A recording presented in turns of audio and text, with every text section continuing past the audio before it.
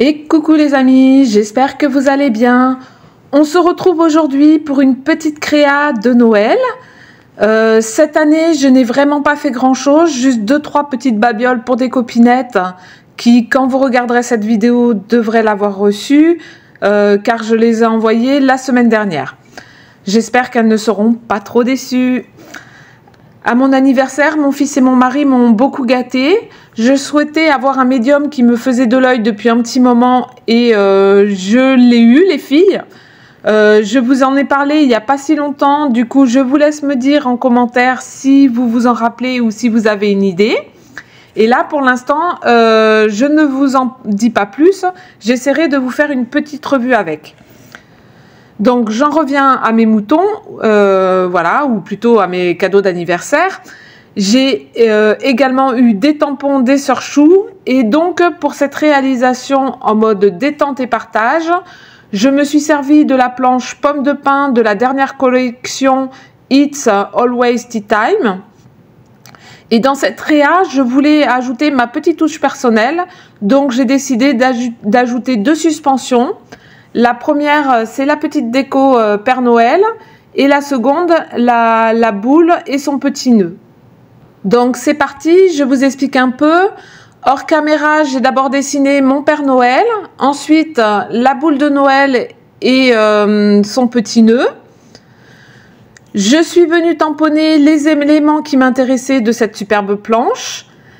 Et je repassais avec un feutre Pigma Micron Noir calibre 4 sur tous mes traits de crayon, pardon. Et voilà, après j'étais partie pour la mise en couleur.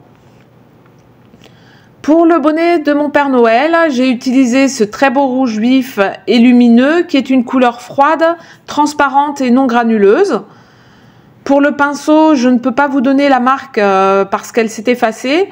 C'est celui que j'avais eu en cadeau lors de ma crop l'année dernière avec Pink Lola. Et je l'aime beaucoup, je m'en sers très souvent. Pour celles que ça intéresse, je vous ai noté tout au long de la vidéo le nom des 7 couleurs que j'ai utilisées lors de cette création.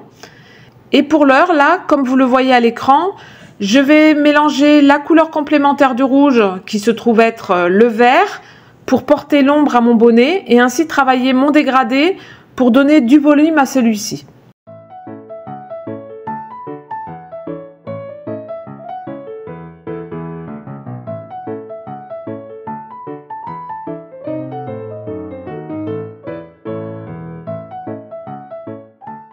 Pour la peau de son visage, je souhaite lui faire une carnation chaude. Je vais donc utiliser ce beige poudré qui est un rose opaque et non granuleux. Et je vais jouer sur les différentes couches de peinture pour porter les ombres et lui faire des petites joues colorées. Je m'en sers également pour les petites bouilles trop mignonnes et trop choues de ces petites pommes de pin.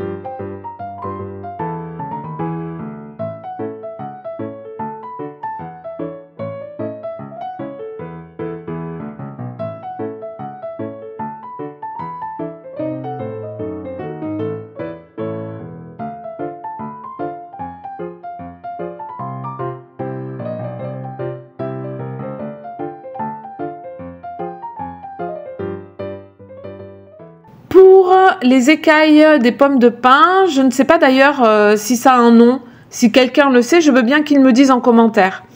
Je me sers d'un rouge foncé tirant sur le bordeaux, qui est une couleur opaque et non granuleuse, qui s'accorde, je trouve, très bien avec mon rouge précédent. Je commence avec un jus et petit à petit, j'accentue à certains endroits les couleurs pour donner du volume et porter les ombres.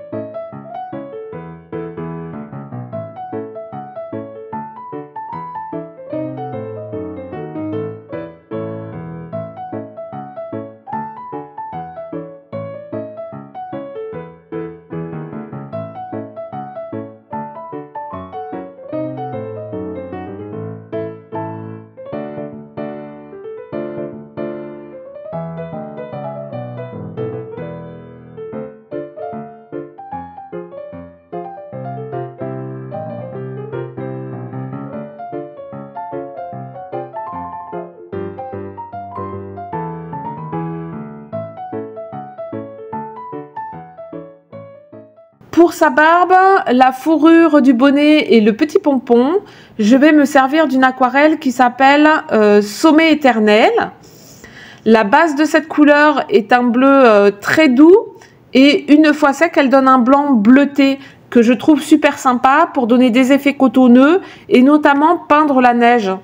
Cette aquarelle est semi-transparente, non granuleuse et c'est vraiment dommage car je n'arrive pas à vous montrer, ni en vidéo ni en photo, mais ça donne un effet perlescent qui donne un éclat de lumière très intéressant sur une création. Ça scintille vraiment comme avec des paillettes.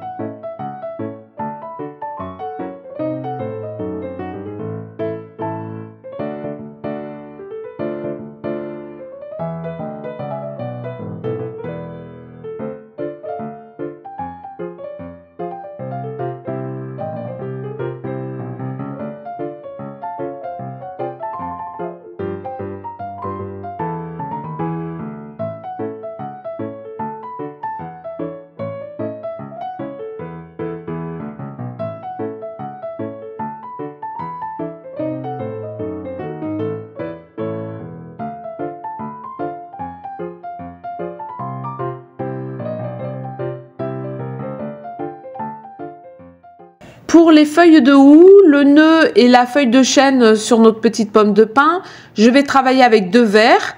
Le premier est un vert clair qui s'appelle péridot. D'ailleurs, je ne sais pas si vous le savez, mais le péridot est également une pierre précieuse appelée aussi olivine.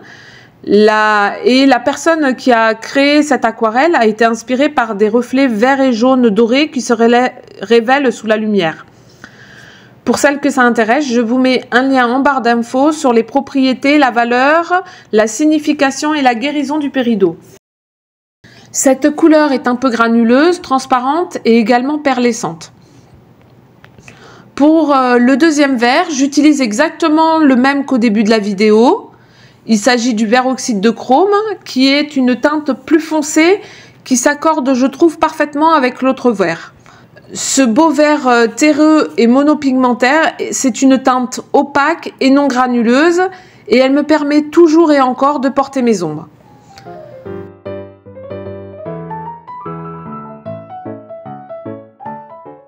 Pour ma petite boule de Noël, je vais me servir des mêmes couleurs que pour le bonnet.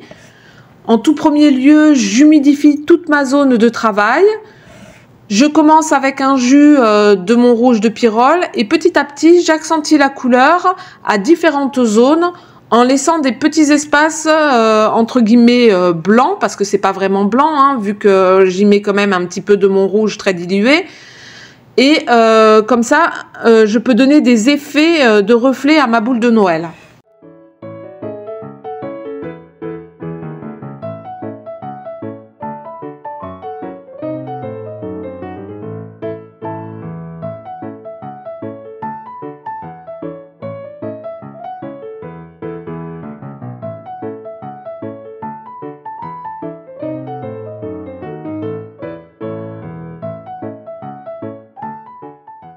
Je vais à nouveau mélanger le rouge de pyrrole et mon vert oxyde de chrome pour également apporter une ombre qui donnera du volume.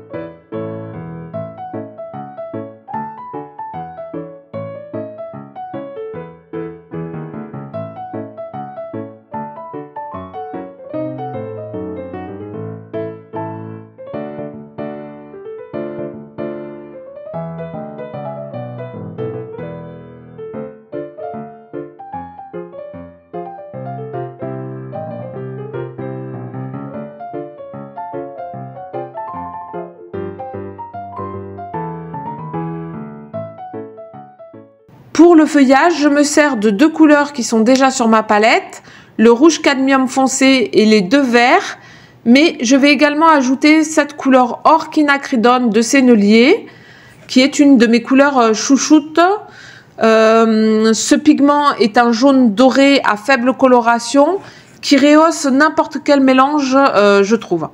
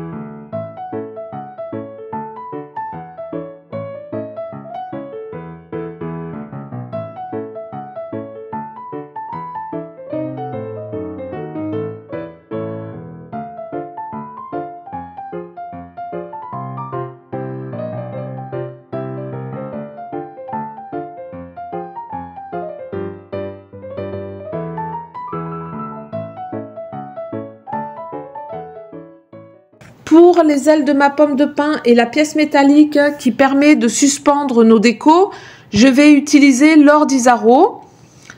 Je n'ai qu'un quart de godet, je l'avais acheté lorsque les Sœurs Chou avaient proposé la collection Soleil Levant. Vous savez, depuis peu, elles font des kits aquarelles de 8 petits godets en collaboration avec Isaro à chacune de leurs collections. Mais je suis allée vérifier, il existe aussi en tube pour celles qui seraient intéressées. Donc, comme son nom l'indique, c'est une couleur dorée. Elle peut être utilisée pour rehausser certaines couleurs. Et cette aquarelle est non granuleuse, transparente et perlescente.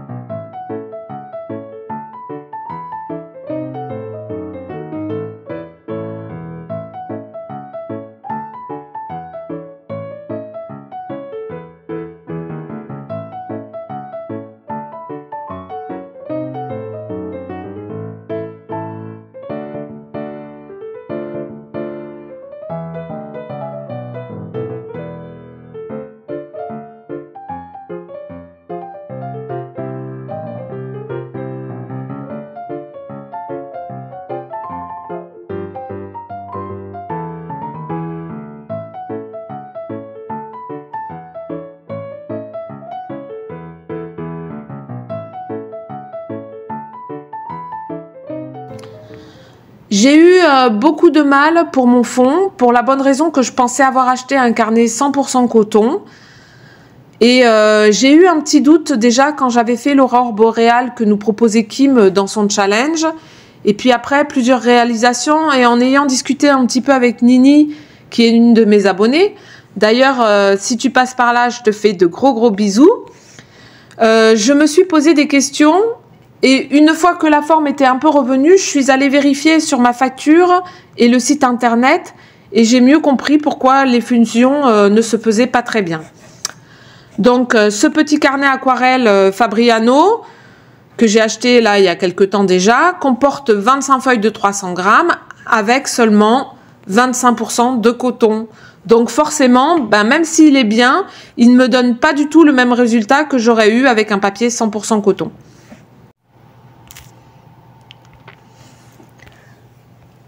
Du coup, je m'en excuse, mais je n'ai pas filmé l'intégralité du fond car ça m'a pris beaucoup plus de temps que ce que je pensais pour réaliser quelque chose qui me plaisait un peu mieux.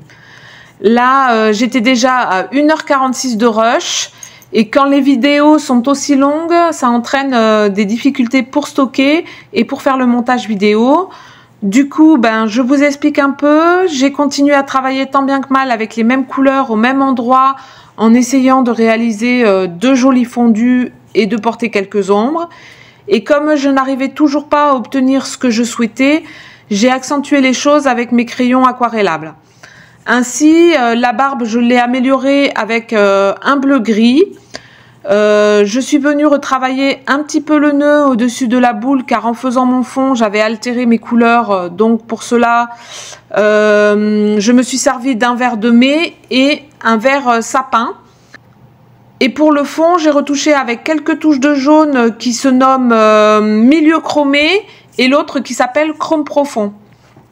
J'ai aussi arrangé le fond rouge avec une couleur qui s'appelle light de géranium et le fond vert avec une couleur qui s'appelle vert minéral. J'ai mis quelques touches de Gelly Roll or sur les ailes de ma pomme de pin, sur les petites pièces métalliques qui sont sur les aimants de décoration et quelques points sur le bonnet. Avec le même feutre noir qu'au début, j'ai refait quelques contours qui étaient un peu effacés. J'ai retravaillé un peu les ficelles afin qu'elles soient plus épaisses et j'ai fait le contour de ma boule. J'ai déjà pris les photos, donc vous ne le verrez pas, mais je vais venir porter un petit cadre noir pour bien attirer le regard au centre de ma réa. Je viendrai certainement encadrer mon petit sentiment. Et pour finir, je vais rajouter un petit peu de glossy sur les ailes de ma pomme de pin. Et j'hésite un peu à en mettre sur le pompon et sur la fourrure du bonnet. Donc dites-moi, vous, ce que vous en pensez et où vous en mettriez.